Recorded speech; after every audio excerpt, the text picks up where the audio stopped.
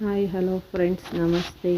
ಬನ್ನಿ, ಇವತ್ತು north Indian chicken ಮಾಡೋದು ಹೇಗೆ ಅಂತ ಹೇಳ್ಕೊಡ್ತಾಯಿದ್ದೀನಿ. ನಾರ್ತ್ ಇಂಡಿಯನ್ ಚಿಕನ್ ಕರಿ ಮಾಡುವುದು ಏನೇನು ಐಟಮ್ಸ್ ಬೇಕು ಅಂತ ಹೇಳ್ಕೊಡ್ತಾ ಹೋಗ್ತೀನಿ.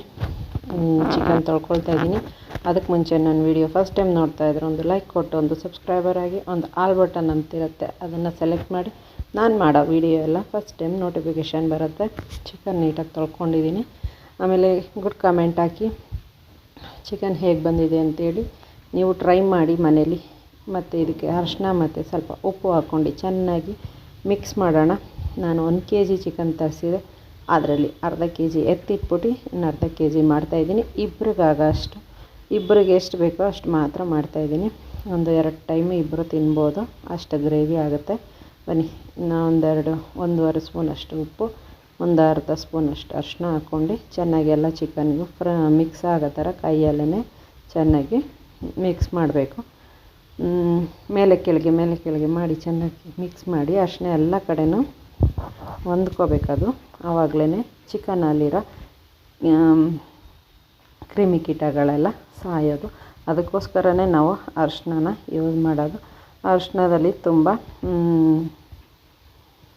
ಈ ಕ್ರಿಮಿಕೀಟಗಳೆಲ್ಲ ಸಾಯೋಂಥ ಅಂಶ ಜಾಸ್ತಿ ಇದೆ, ಅದರಿಂದ ಒಳ್ಳೆಯದಾಗುತ್ತೆ. ಫಸ್ಟು ಅರಿಶಿನ ಎಲ್ಲದಕ್ಕೂ ಯೂಸ್ ಮಾಡೋದನ್ನ ಕಲ್ತ್ಕೊಳ್ಳಿ. ಚಿಕನ್ನು ಮತ್ತು ಮಟನ್ಗೆ ಮಾತ್ರ ಅಂತಲ್ಲ, ಪ್ರತಿಯೊಂದು ಅಡುಗೆಗೂ ಅರಿಶಿನ ಯೂಸ್ ಮಾಡೋದು ತುಂಬ ಒಳ್ಳೆಯದು. ಚಿಕನ್ನ ನಾನು ಸುಂಡಕ್ಕೆ ಇಡ್ತಾಯಿದ್ದೀನಿ. ನೀರು ಚೆನ್ನಾಗಿ ಸುಂಡಬೇಕು. ನಾವು ಸುಂಡಿಸೋದು ಅಂದರೆ ಸುಮ್ಮನೆ ಏನೋ ಮಾಡೋಕ್ಬಿಟ್ಟು ಸುಣ್ಸೋದಲ್ಲ, ಅದನ್ನು ಚೆನ್ನಾಗಿ ಮೇಲೆ ಕೆಳಗೆ ಮಾಡಿ ಅದನ್ನು ನೀರು ಸುಣ್ಸಿದ್ರೆ ಅದರಲ್ಲಿ ರಾಸಿ ವಾಸನೆ ಎಲ್ಲ ಹೋಗುತ್ತೆ. ಆಮೇಲೆ ಚಿಕನ್ ತರಬೇಕಾದ್ರೆ ನೀವು ಚಿಕನ್ ಅಂಗಡೀಲಿ ಬರ್ನ್ ಮಾಡಿಕೊಡಿ ಅಂತ ಕೇಳಿ. ನೋಡಿ, ನೀವು ಚಿಕನಲ್ಲಿ ನೀವು ಗಮನಿಸ್ಬೋದು, ಬರ್ನ್ ಮಾಡಿಸಿ ತರಿಸಿದ್ದೀನಿ ನಾನು. ಆ ಫ್ಲೇವರೇ ಬೇರೆ ಟೇಸ್ಟ್ ಕೊಡುತ್ತೆ. ಬರ್ನ್ ಮಾಡಿಸಿಲ್ಲ ಅಂದ್ರೇ ಬೇರೆ ಟೇಸ್ಟ್ ಕೊಡುತ್ತೆ. ಫುಲ್ಲು ಸುಂಡಿದೆ ಚಿಕನು. ಈ ಥರ ಫುಲ್ಲು ಡ್ರೈ ಆಗಬೇಕು, ಎಣ್ಣೆ ಬಿಟ್ಕೋಬೇಕು ಚಿಕನಲ್ಲಿರೋದು, ನೀರೆಲ್ಲ ಸುಂಡೋಗಿ ಅಷ್ಟರ ಮಟ್ಟಿಗೆ ನೀವು ಸುಂಡಿಸ್ಬೇಕು. ನೋಡಿ, ಎಣ್ಣೆ ಬಿಟ್ಕೊಂಡಿದೆ, ಚಿಕನಲ್ಲಿರೋ ಎಣ್ಣೆ ಬಿಟ್ಕೊಂಡಿರೋದು ಇದು ಅಂದರೆ ಅದರಿಂದ ಜಿಡ್ಡಿನ ಅಂಶ ಬಿಟ್ಟಿದೆ ಅಂತ ಅರ್ಥ. ಐಟಮ್ಸ್ ಏನೇನು ಬೇಕು ಅಂತ ಹೇಳ್ಕೊಡ್ತೀನಿ. ತುಂಬ ಸಿಂಪಲ್ಲು, ತುಂಬ ಏನೇನೋ ಐಟಮ್ಸ್ ಎಲ್ಲ ಹಾಕ್ತಾರೆ ಇವರು, ಆ ಥರ ಎಲ್ಲ ಏನಿಲ್ಲ. ತುಂಬ ಸಿಂಪಲಾಗಿ ಮನೇಲಿ ಸಿಗೋ ಅಂಥ ಐಟಮ್ಸ್ಗಳೇ ಹಾಕೋಬೋದು. ಟೊಮೊಟೊ, ಈರುಳ್ಳಿ, ಬೆಳ್ಳುಳ್ಳಿ, ಶುಂಠಿ, ಕೊತ್ತಂಬರಿ ಸೊಪ್ಪು, ಕರ್ಬೇವಿನ ಸೊಪ್ಪು, ಮತ್ತು garam masala powder, chilli powder, ಧನೆ ಪೌಡ್ರು, ಚಿಕನ್ ಮಸಾಲ ಪೌಡ್ರು, ಮತ್ತು ಚಕ್ಕೆ, ಲವಂಗ, ಬಿರಿಯಾನಿ ಎಲೆ, ಮತ್ತು ಮರಾಠಿ ಮೊಗ್ಗು, ಮತ್ತು ಏಲಕ್ಕಿಕಾಯಿ. ಇದಿಷ್ಟು ಐಟಮ್ಸ್ ತೊಗೊಂಡಿದ್ದೀನಿ. ಇಷ್ಟೇ, ಇನ್ನು ಬೇರೆ ಇನ್ನೇನು ಹಾಕೋದಿಲ್ಲ ಇದಕ್ಕೆ. ಇಷ್ಟರಲ್ಲೇ ನಾನು ಚಿಕನ್ ಗೊಜ್ಜು ಮಾಡಿ ಮುಗಿಸ್ತೀನಿ. ಬನ್ನಿ, ಇದನ್ನು ಫ್ರೈ ಮಾಡೋದು ಹೇಗೆ ಅಂತ ಹೇಳ್ಕೊಡ್ತೀನಿ. ಇದನ್ನೆಲ್ಲ ನಾನು ಈರುಳ್ಳಿ ಮತ್ತು ಟೊಮೊಟೊ, ಶುಂಠಿ, ಬೆಳ್ಳುಳ್ಳಿ, ಚಕ್ಕೆ, ಲವಂಗ ಇದನ್ನಿಷ್ಟನ್ನು ರುಬ್ಬಿದ್ದೀನಿ. ಈಗ ಎಣ್ಣೆ ಹಾಕ್ತಾಯಿದ್ದೀನಿ. ಎಣ್ಣೆ ನಾನು ಕಬಾಬ್ ಮಾಡಿರೋ ಎಣ್ಣೆನೇ ಯೂಸ್ ಮಾಡ್ತಾಯಿದ್ದೀನಿ, ಆಯಿತಾ. ಅದಕ್ಕೆ ಇವಾಗ ಮರಾಠಿ ಮೊಗ್ಗು ಮತ್ತು ಏಲಕ್ಕಿಕಾಯಿ, ಬಿರಿಯಾನಿ ಎಲೆ ಯೂಸ್ ಮಾಡ್ತಾಯಿದ್ದೀನಿ. ಫಸ್ಟು ಅದನ್ನು ಎಣ್ಣೆಗೆ ಹಾಕ್ಕೊಳ್ಳೋಣ. ಎಣ್ಣೆ ಸ್ವಲ್ಪ ರೋಸ್ಟ್ ಆಗಿದೆ, ಅದು ಸ್ವಲ್ಪ ಫ್ರೈ ಆಗ್ತಿದ್ದಂಗ್ಲೇ ಈ ರುಬ್ಬಿರೋದು ಚೆನ್ನಾಗಿ ನುಣ್ಣಗೆ ರುಬ್ಬಬೇಕು. ಟೊಮೊಟೊ ಮತ್ತು ಈರುಳ್ಳಿ, ಶುಂಠಿ, ಬೆಳ್ಳುಳ್ಳಿ, ಇದು 4 ಐಟಮ್ಸ್ ಅಷ್ಟೇ. ಚಕ್ಕೆ, ಲವಂಗ 5 ಐಟಮ್ಸ್, ಈ 5-6 ಐಟಮ್ಸನ್ನು ರುಬ್ಕೋಬೇಕು, ಚೆನ್ನಾಗಿ ನುಣ್ಣಗೆ ರುಬ್ಬಬೇಕು. ಆಮೇಲೆ ಇದು ಹಸಿ ವಾಸನೆ ಹೋಗೋವರೆಗೂ ಹೀಗೆ ಕೈ ಆಡಿಸ್ತಾ ಬೇಯಿಸಬೇಕು.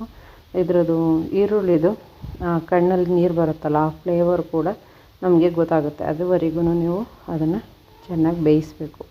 ಇಲ್ಲಾಂದರೆ ಚೆನ್ನಾಗಿ ಬೇಯಿಸಲಿಲ್ಲ ಅಂದರೆ ಅದರದ್ದು ಹಸಿ ವಾಸನೆ ಆಗೇ ಇರುತ್ತೆ, ಅದ್ರ ಫ್ಲೇವರೇ ಬೇರೆ ಚೇಂಜ್ ಕೊಡುತ್ತೆ. ಅದು ಒಬ್ಬೊಬ್ರಿಗೆ ಇಷ್ಟ ಆಗುತ್ತೆ, ಒಬ್ಬೊಬ್ರಿಗೆ ಇಷ್ಟ ಆಗೋಲ್ಲ. ಓಕೆನಾ ಫ್ರೆಂಡ್ಸ್, ಇದು ಚೆನ್ನಾಗಿ ಟೋಸ್ಟ್ ಆಗಲಿ. ಮತ್ತು ನಮ್ಮದು ವಿಡಿಯೋಗಳೆಲ್ಲ ಹೇಗಿದೆ, ನಮ್ಮ ವಿಡಿಯೋ ಹೇಗೆ ಬರ್ತಾಯಿದೆ ಅದ್ರ ಬಗ್ಗೆ ನನಗೆ ಕಮೆಂಟಲ್ಲಿ ತಿಳಿಸಿ ಫ್ರೆಂಡ್ಸ್. ಹಾಗೆ ನನ್ನ ವಿಡಿಯೋಗಳನ್ನೆಲ್ಲನೂ ವಾಚ್ ಮಾಡಿ. ನಾನು ಟಿಪ್ಸ್ಗಳು ಹಾಕಿದ್ದೀನಿ, ಪೂಜೆ ಬಗ್ಗೆ ಟಿಪ್ಸ್ ಹಾಕಿದ್ದೀನಿ, ಬ್ಯೂಟಿ ಟಿಪ್ಸ್ ಹಾಕಿದ್ದೀನಿ, ಮತ್ತು ಏರ್ ಟಿಪ್ಸ್ ಹಾಕಿದ್ದೀನಿ, ಕ್ಯಾನ್ಸರ್ ಪೇಷಂಟ್ ಒಂದು 5 ಹಾಕಿದ್ದೀನಿ. ನೋಡಿ, ನಿಮ್ಮ ಕೈಲಾದರೆ ಸಹಾಯ ಮಾಡಿ. ಮತ್ತು ಬನ್ನಿ, ಇವಾಗ ಚಿಕನ್ನು ಗೊಜ್ಜು ಚೆನ್ನಾಗಿ ಬೆಂದಿದೆ. ಇದಕ್ಕೆ ಧನೆ ಪೌಡ್ರು, ಚಿಲ್ಲಿ ಪೌಡ್ರು, ಮತ್ತು ಚಿಕನ್ ಮಸಾಲ, ಅರಿಶಿನ, ಇದು 4 ಐಟಮ್ಸು ಹಾಕ್ಕೊಳ್ತಾಯಿದ್ದೀನಿ. ಇದು ಕೂಡ ಚೆನ್ನಾಗಿ ಎಣ್ಣೆ ಬಿಟ್ಕೊಳ್ಳೋವರೆಗೂ ಫ್ರೈ ಆಗಬೇಕು. ಅದುವರೆಗೂ ಚೆನ್ನಾಗಿ ಕೈ ಆಡಿಸ್ತಾನೇ ಇರೋಣ. ಕೈ ಆಡಿಸಿ ಚೆನ್ನಾಗಿ ಫ್ರೈ ಆಗಬೇಕು. ಮೇಲೆ ಕೆಳಗೆ ಮಾಡಿ ಅದರದ್ದು ನೀರಿನ ಅಂಶ ಎಲ್ಲ ಹೋಗಿ ಅದು ಎಣ್ಣೆ ಬಿಟ್ಕೊಳ್ಳುತ್ತೆ. ಅದರದ್ದು ಫ್ಲೇವರು ಸ್ಮೆಲ್ಲಲ್ಲೇ ಗೊತ್ತಾಗುತ್ತೆ ನಮಗೆ ಇದು ಬೆಂದೈತೆ ಬೆಂದಿಲ್ಲ ಅಂತ. ಆ ಥರ ಫ್ರೈ ಮಾಡ್ಕೋಬೇಕು. ಸ್ವಲ್ಪ ಹೊತ್ತು ಬೇಯ್ತಾ ಇರಲಿ. ಬೆಂದಿದ್ದಕ್ಕೆ ನಾವು ಚಿಕನ್ನು ಇದು ಮಾಡ್ಕೊಂಡಿದ್ದೀವಲ್ಲ, ನೀರು ಸುಂಡಿಸಿ ಮಡಿಕೊಂಡಿದ್ದೀವಲ್ಲ, ಅದನ್ನು ಇದಕ್ಕೆ ಆ್ಯಡ್ ಮಾಡ್ಕೋಬೇಕಾಗತ್ತೆ. ನೀವು ಆ್ಯಡ್ ಮಾಡ್ಕೊಳ್ಳೋಕೆ ಮುಂಚೆನೇ ಯಾವುದೇ ಕಾರಣಕ್ಕೂ ನೀರು ಹಾಕೋಕ್ಕೆ ಹೋಗಬೇಡಿ. ಹೀಗೇ ಫ್ರೈ ಮಾಡ್ಕೊಳ್ತಾ ಹೋಗಿ. ಮತ್ತು ಈ ಥರ ಬೇಡ ಅಂದರೆ ಇದಕ್ಕೆ ನೀವು ಕೋಕೋನಟ್ ಆಯಿಲ್, ಕೋಕೋನಟ್ ವಾಟರ್ ಬರುತ್ತಲ್ಲ, ಅದನ್ನು ಕೂಡ ನೀವು ಆ್ಯಡ್ ಮಾಡ್ಕೋಬೋದು. ಅಂದರೆ ತೆಂಗಿನ ಹಾಲು, ವಾಟ್ರಲ್ಲ, ಕೋಕೋನಟ್ ಮಿಲ್ಕ್ ಅಂತಾರಲ್ಲ, ಅದನ್ನು ಹಾಕೋಬೋದು ಬೇಕಂದರೆ. ಅಂದರೆ ಜಾಸ್ತಿ ನಮಗೆ ಗ್ರೇವಿ ಬೇಕು ಅನ್ನೋರು ಅದನ್ನು ಮಾಡ್ಕೋಬೋದು. ನಮ್ಗೆ ಅದೇನು ಗ್ರೇವಿ ಇಬ್ಬರಿಗೆ ಇರೋದ್ರಿಂದ ಸ್ವಲ್ಪ ಜನ ಅಲ್ವಾ, ಸಾಕಾಗುತ್ತೆ ಅಂತ ನಾವು ಅದನ್ನೆಲ್ಲ ಹಾಕ್ಕೊಳಕ್ಕೆ ಹೋಗಿಲ್ಲ. ಅದೇ ಬೇರೆ ಫ್ಲೇವರ್ ಕೊಟ್ಬಿಡುತ್ತೆ. ಈ ಫ್ಲೇವರ್ ತುಂಬ ಚೆನ್ನಾಗಿರುತ್ತೆ. ಇದೇ ಥರ ಮಾಡಿ ಸಾಕಾಗುತ್ತೆ. ನೀವು ಎಷ್ಟು ಜನಕ್ಕೆ ಬೇಕಾದರೂ ಇದೇ ಥರ ಮಾಡ್ಬೋದು. ಇದು ಒಂದಕ್ಕೊಂದು ಚೆನ್ನಾಗಿ ಸ್ವಲ್ಪ ಸುಂಡ್ಲಿ. ಇದಕ್ಕೊಂದು ಸ್ವಲ್ಪ ನಾವು ಮಿಕ್ಸಿಗೆ ಹೆಂಗೆ ರುಬ್ಬಿದ್ದೀವಲ್ಲ ಅದರದ್ದು ಹಾಗೆ ಮಡಿಕೊಂಡಿದ್ದೀನಿ. ಅದಕ್ಕೊಂದು ಸ್ವಲ್ಪ ನೀರು ಹಾಕಿ ಅದನ್ನು ಅಲ್ಲಾಡಿಸಿ ಅದರದ್ದು ನೀರೆಲ್ಲನ ಹಾಕೋಣ ಇದಕ್ಕೆ. ಆವಾಗ ಅದು ನೋಡಿ ಆ ಟೊಮೊಟೊದು ಇದೆಲ್ಲ ಹಾಗಾಗೆ ಇರುತ್ತೆ. ಅದೆಲ್ಲ ಹಾಕ್ಬಿಟ್ಟು ನಿಮ್ಗೆ ಎಷ್ಟು ಬೇಕು ಅಷ್ಟು ನೀರು ಹಾಕಿ ಸ್ವಲ್ಪ ಚಿಕನ್ನು ಮೇಲೆ ಕೆಳಗೆ ಮಾಡಿ ಕುದೀತಾ ಇರುತ್ತೆ. ಅದಕ್ಕೆ ಸ್ವಲ್ಪ ಉಪ್ಪು ಹಾಕೋಣ. ನೋಡಿ ನನಗಿನ್ನೂ ಸ್ವಲ್ಪ ನೀರು ಬೇಕು, ಆ್ಯಡ್ ಮಾಡ್ತೀನಿ ಇನ್ನೂ ಸ್ವಲ್ಪ. ಅದು ಬೇಯಬೇಕಲ್ವ, ಮಸಾಲೆ ಎಲ್ಲ ಬೇಯೋವರೆಗೂ ನೀರು ಕುದಿಬೇಕಲ್ವ, ಅಷ್ಟು ನೀರು ಹಾಕ್ತೀನಿ. ರುಚಿ ಹಾಕ್ತಾಯಿದ್ದೀನಿ. ನಿಮಗೆ ರುಚಿ ನೋಡಿಕೊಂಡು ರುಚಿ ಹಾಕಿ. ಎಷ್ಟಂದ್ರೆ ಅಷ್ಟು ಹಾಕಬೇಡಿ. ನಂದು ಚಿಕ್ಕ ಸ್ಪೂನು, ಅದಕ್ಕೆ ನಾನು 3 ಸತಿ ಹಾಕ್ತೀನಿ. ನನಗೆ ಅಲ್ಲದೆ ಇದ್ದರೂ ಎಲ್ಲದಕ್ಕೂ 3 ಸತಿ ಉಪ್ಪು ಹಾಕಿ ಅಭ್ಯಾಸ. ನಾನು 3 ಸತಿ ಹಾಕ್ತೀನಿ. ನಿಮ್ಗೆ ಎಷ್ಟು ಬೇಕಷ್ಟು ಹಾಕ್ಕೊಳ್ಳಿ. ಅದು ಚೆನ್ನಾಗಿ ನೋಡಿ ಇಷ್ಟು ಗ್ರೇವಿ ಥರ ಆಗಿದೆ. ಇದನ್ನು ಸ್ವಲ್ಪ ಕೊತ್ತಂಬರಿ ಸೊಪ್ಪು ಆ್ಯಡ್ ಮಾಡೋಣ. ನಿಮ್ಗೆ ಈಗಲೇ ಆ್ಯಡ್ ಮಾಡಿದ್ರೆ ನನಗೆ ಅದು ಕೊತ್ತಂಬರಿ ಸೊಪ್ಪು ಸ್ವಲ್ಪ ಬೇಯಬೇಕು.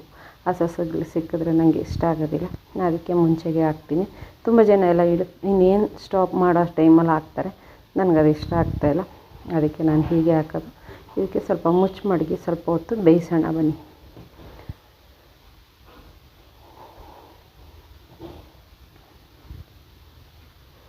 ಹೀಗೆ ಒಂದು ಸಣ್ಣ ಉರಿ ಮಾಡಬೇಕು. ಸಣ್ಣ ಉರಿ ಇಟ್ಬಿಟ್ಟು ಒಂದು 10ರಿಂದ 15 ನಿಮಿಷ ಬೇಯಿಸಬೇಕು. ಒಂದು 1/4 ಗಂಟೆ ಮಡಗಿದ್ರೆ ಅದು ಸಣ್ಣ ಉರಿಲಿ ಉಪ್ಪು ಖಾರ ಎಲ್ಲ ಹಿಡಿಯುತ್ತೆ. ಆವಾಗಲೇ ಗ್ರೇವಿ ಚೆನ್ನಾಗಿ ಬೆಂದಿದೆ ಅಂತ ಅರ್ಥ. ನಿಮಗೆ ಗ್ರೇವಿ ಜಾಸ್ತಿ ಆಯಿತು ಅಂದರೆ ಇನ್ನೊಂದೆರಡು ಕುದಿಸಿದ್ರೆ ಆಟೋಮೆಟಿಕ್ ಗ್ರೇವಿ ಕಮ್ಮಿ ಆಗುತ್ತೆ. ಗ್ರೇವಿ ರೆಡಿ ಆಗ್ತಾಯಿದೆ ಅಂತ ಅರ್ಥ. ಅದು ಮೇಲೆ ಎಣ್ಣೆ ತೇಲಬೇಕು. ಕುದೀತಾ ನೋಡಿ ಎಣ್ಣೆ ಎಲ್ಲ ಬಿಟ್ಕೊಳ್ತಾ ಇದೆ. ಇದಕ್ಕೆ ನಿಮ್ಮ ಹತ್ರ ಬಟರ್ ಮಿಲ್ಕ್ ಇದ್ದರೆ ಸ್ವಲ್ಪ ಬಟರ್ ಹಾಕ್ಬೋದು. ಈ ಬೆಣ್ಣೆ ಇದ್ದರೆ ಬೆಣ್ಣೆ ಹಾಕ್ಬೋದು. ಬೆಣ್ಣೆ ಇಲ್ಲ ಅಂದರೆ ತುಪ್ಪ ಕೂಡ ಆ್ಯಡ್ ಮಾಡ್ಬೋದು. ನಾವು ತುಪ್ಪ ಬೆಣ್ಣೆ ಏನು ತಿನ್ನಲ್ಲ ಅನ್ನೋರು ಹಾಗೆ ಯೂಸ್ ಮಾಡ್ಬೋದು. ಬನ್ನಿ ಸರ್ವ್ ಮಾಡಿದ್ದೀನಿ. ಹೇಗಿದೆ ಚಿಕನ್ ಅಂತ ನನಗೆ ತಿಳಿಸಿ. Thank you. ವಿಡಿಯೋ ಕೊನೆಯವರೆಗೆ ನೋಡ್ತಾ ಇರೋರಿಗೆ ಧನ್ಯವಾದಗಳು. Thank you friends.